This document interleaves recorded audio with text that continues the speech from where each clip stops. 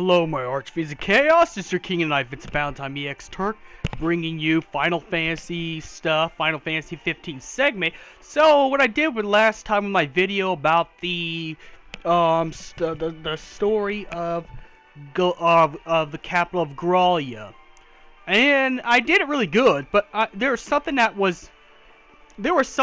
I wanted to do that actually brought this theory out.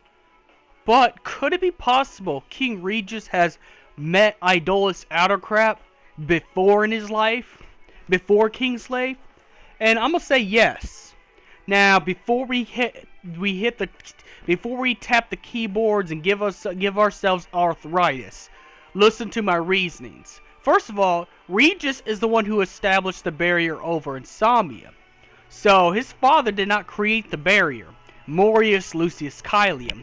And then also another fact too, in the newspaper, in the newspaper, there was Morius Lucius Caelium, pretty much Noctis's grandfather, standing with what appears to be Ideolas Aldercrapt. Now maybe there's Ideolas Senior, Ideolas' father, but you see how old Ideolas looks. He looks way older than Regis.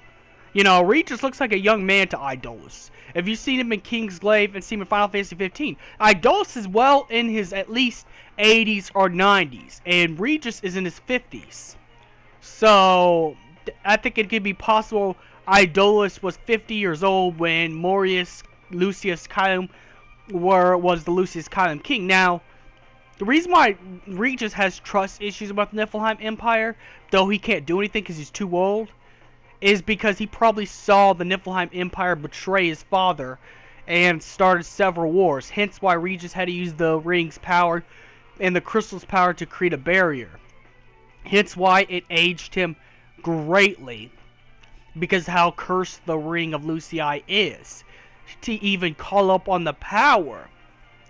But I think it's possible that it's a huge possibility that that King Regis has met Ideolas. Not only that, but King Regis has insight about the Niflheim Empire, such as when Chancellor Arden Azunia came into throne and introduced himself as Arden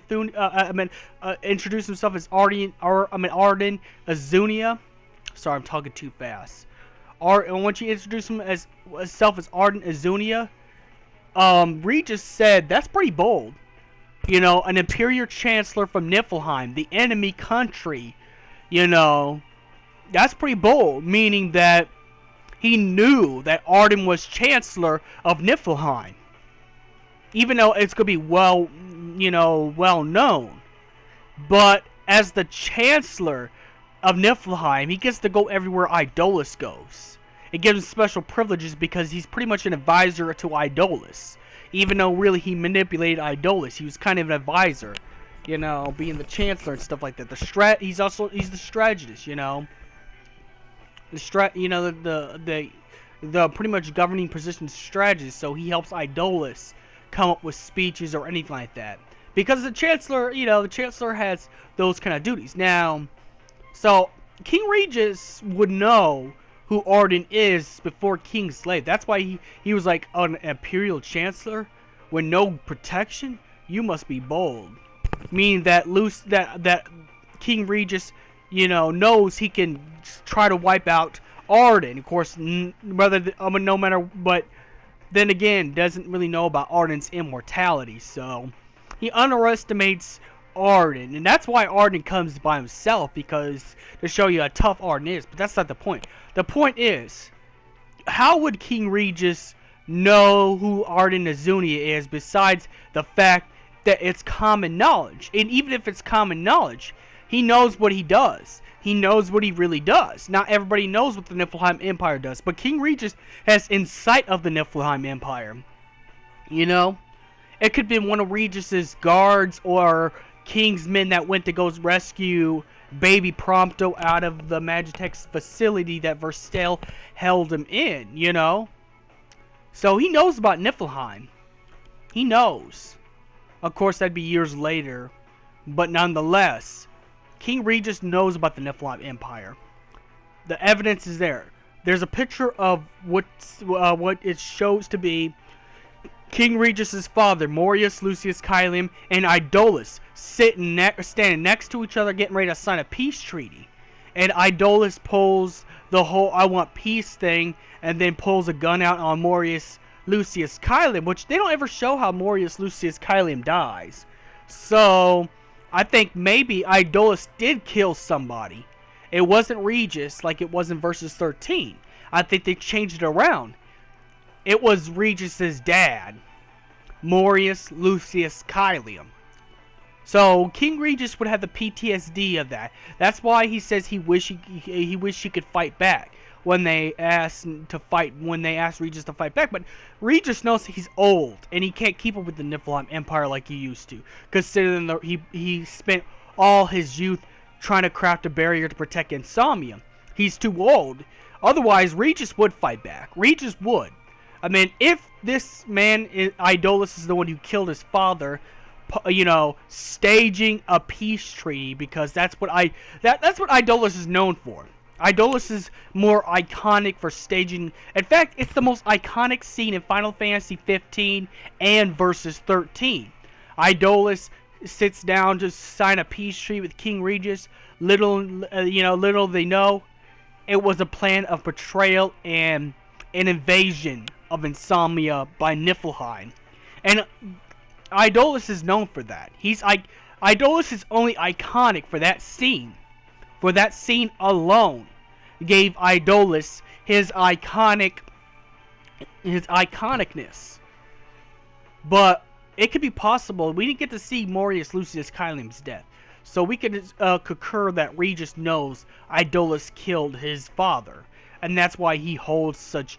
And he probably held a grudge for a long time, but he knows how old he is and he can't really fight back, not even against Ideolas. So he had to go down and fall in the same trap his father, Marius did. But because he knew Niflheim was going to come to Insomnia, this would also give King Regis insight enough to send Noctis off.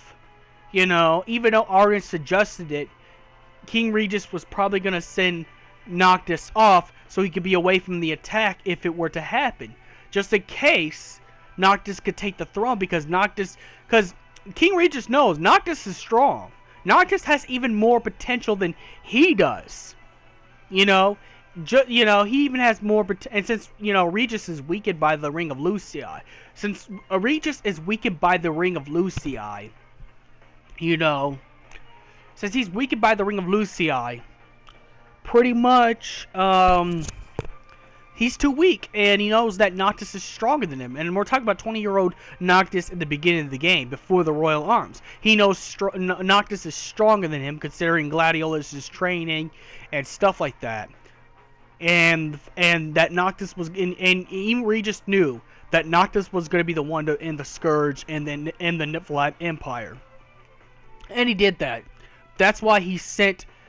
So he had foresight too, because of this. I'm pretty sure he wouldn't think to send his son off if he hasn't met the Niflheim Empire and see what they were really about. Noctis would have been killed in the attack for real. So I think that also helped. That also helped Regis to get foresight enough to send Noctis away.